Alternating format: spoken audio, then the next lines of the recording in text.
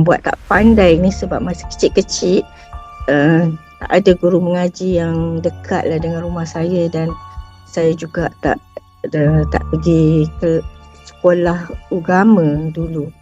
Sebab tak ada, masa dulu tak banyak agama, dan kawasan yang saya duduk tu tak ada sekolah agama.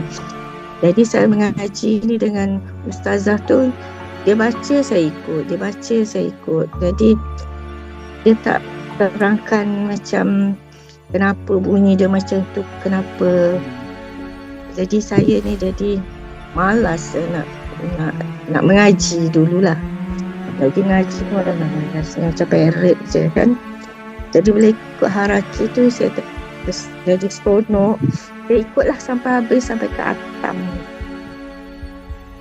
Jadi alhamdulillah saya sempat khatam sendiri-sendiri sebelum saya pergi umrah itu, dan sempatlah mengaji kat sana. Seronoklah kalau dapat mengaji ni. Kita tak takut lagi. Kalau dulu baca sikit, alamatnya aku dah Alhamdulillah lah takut. Tak tahu nak baca. Nak tanya anak-anak dari macam segan pula kan.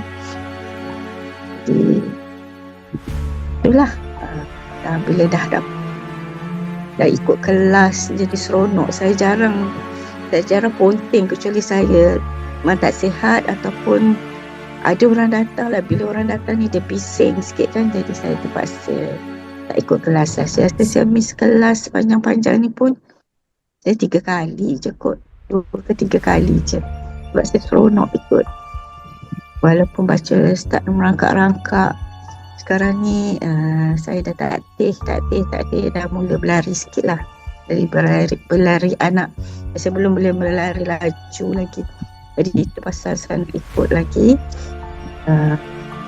ngaji sekali lagi sampai pada. Nasihat saya, jangan takut. Cuba, belum tahu dah cuba. Bila dah tahu, jadi sayang nak tinggal.